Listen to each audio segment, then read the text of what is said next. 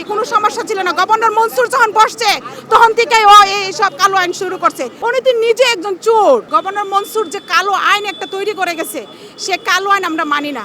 আমাদের না মানার কারণ হইল আমরা ব্যাংকে যে চুক্তিতে টাকা রাখছি আমাদের সেই চুক্তিতে টাকা দিতে হবে, কারণ আমাদেরকে টাকা আমরা দেনে, আমাদেরকে টাকা দিচ্ছে বাংলাদেশ ব্যাংক। বাংলাদেশ ব্যাংকে সারা ব্যাংকগুলোকে লাইসেন্স দিচ্ছে, সেই জন্য আমরা ব্যাংকে টাকা রাখছি। এখন মনসুর যদি বলে এইগুলাতে আমরা কেন টাকা রাখছি, এই দায়ভার মনসুর না, উনি তো নিজে একজন চোর। উনি আমাদের কি দায়ভার নেবে? উনি কি আমাদের গ্রাহকের টাকা ফেরত দিয়ে গেছে? এবি ব্যাংক, ন্যাশনাল ব্যাংক, কৃষি ব্যাংক, জনতা ব্যাংক, বাংলাদেশে বহুত ব্যাংক দেউলিয়ার পথে চলে গেছে, ওগুলারে মার্চ করে নাই। উনি টার্গেট করে এই 5টা ব্যাংকে মার্চ করছে ভালো কথা। আমাদের জনগণের টাকা আটকে রাখছে, আমরা কি অপরাধ করেছি? আমাদের টাকা দিয়ে উনি যে 1.5 বছর বসেছিল আমাদের টাকার থেকে বেতন নিছে, বাংলাদেশ ব্যাংকের কর্মকর্তাদের বেতন দিছে, এবং যে 5টা ব্যাংকে মার্চ করেছে সেই ব্যাংকগুলোর কর্মকর্তাদের বেতন দিয়েছে। তাহলে আমাদের টাকা আটকে রাখলো কেন? আমরা কি টাকা রেখে কি হ্যাঁ আমরা কি টাকা রেখেছিলাম? উনি আইসা এই টাকা উনি আইসা এই ধরনের নিয়ম কালো আইন তৈরি করার জন্য, লুটপাট করার জন্য। বাংলাদেশ ব্যাংক যে আমাদেরকে লোন দিয়েছে, আমাদের জনগণকে জিজ্ঞাসা করে দিয়েছে আমরা কি কোনো জায়গায় চুক্তি করেছিলাম আমাদেরকে টাকা দিবেন আর আমাদের টাকা থেকে টাকা কেটে রাখবেন? আমরা কি এই ধরনের কোনো চুক্তিবদ্ধ আবদ্ধ হয়েছিলাম? আবদ্ধ হয় নাই, আমাদের সাথে এই ধরনের কোনো চুক্তি হয় নাই। 5ই আগস্টের পরেও আমি ব্যাংক থেকে লাখ লাখ টাকা উঠাইছি, কোনো সমস্যা ছিল না। গভর্নর মনসুর যখন বসছে তখন থেকেই ও এইসব কালো আইন শুরু করছে।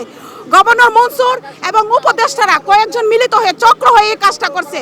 আমার বিশেষ অনুরোধ তারেক রহমান ভাইয়ের কাছে, এই চোরগুলাকে ধরুক। 17 বছরে যা লুটপাট করে খাইছে, এবং 5ই আগস্টের পরে এই যে সাধারণ জনগণের, আজকে আমরা মধ্যবিত্ত ফ্যামিলির মানুষ, ভাই রাস্তায় নামার লোক না, আমাদের অসহায় লোকগুলো টাকাগুলো লুটপাট করে আসছে, এদেরকে আইনের আওতায় দিন, আইন না শক্ত বিচার করুক, ওদের সম্পত্তি লুটপাট করে নিয়ে আসুক।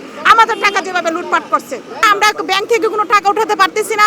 গভর্নর মনসুর আমাদেরকে একবার উনি চাকরি চলে যাওয়ার 1 সপ্তাহ আগে বলছিল আপনারা ব্যাংকে যান, সমস্ত স্কিম থেকে আপনারা 2 লক্ষ টাকা উঠাতে পারবেন। আমরা গেছি, আমরা ব্যাংক থেকে টাকা পাই নাই। বলছে উনি মুখে বলছে, লিখিত আকারে কিছু দেয় নাই, এবং ব্যাংকে টাকা নাই, আমাদেরকে সরকারে টাকা দিলে আমরা দিতে পারবো। সরকার ব্যাংক নিয়ে গেছে, আমরা কি করবো? আমরা রাইতা দিনে এখন কিছু নাই।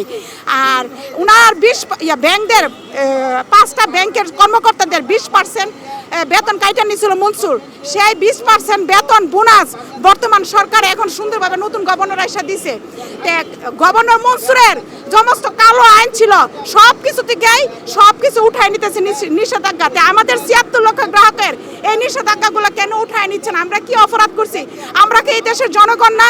আমাদের ট্যাক্স বেটে কি এই দেশ জনগণ চলতেছে না? আমাদের ট্যাক্স বেটেই এই দেশ চলতেছে। এই জনগণকে যদি সুস্থ সবল না রাখে, দেশও ধ্বংস হয়ে যাবে, 5টা ব্যাংকও ধ্বংস হয়ে যাবে। তারেক রহমান, মাননীয় প্রধানমন্ত্রী তারেক রহমান ভাইয়ের কাছে আমার এটাই বিশেষ অনুরোধ, এই 76 লক্ষ গ্রাহককে উনি আমাদের টাকা পয়সা লেনাদেনা করে দিয়ে স্বাভাবিক করে দেখ, আমরাও শান্তিতে থাকি, দেশও শান্তিতে থাকুক, ব্যাংকগুলো শান্তিতে থাকুক। হেয়ার কাট বাতিল করতে হবে, ঈদের আগে আমাদের লেনাদেনা সব স্বাভাবিক করতে হবে। আমরা যেন ঈদের আগে এফডিআর ভাঙতে পারি, আমাদের ইচ্ছে স্বাধীন মতো যতগুলো নিষেধাজ্ঞা আছে সমস্ত নিষেধাজ্ঞা যেন মাননীয় প্রধানমন্ত্রী তারেক রহমান ভাই যেন সব উঠিয়ে নেয়। খবরের কাগজ, নিখাত, নির্ভীক, নিরপেক্ষ।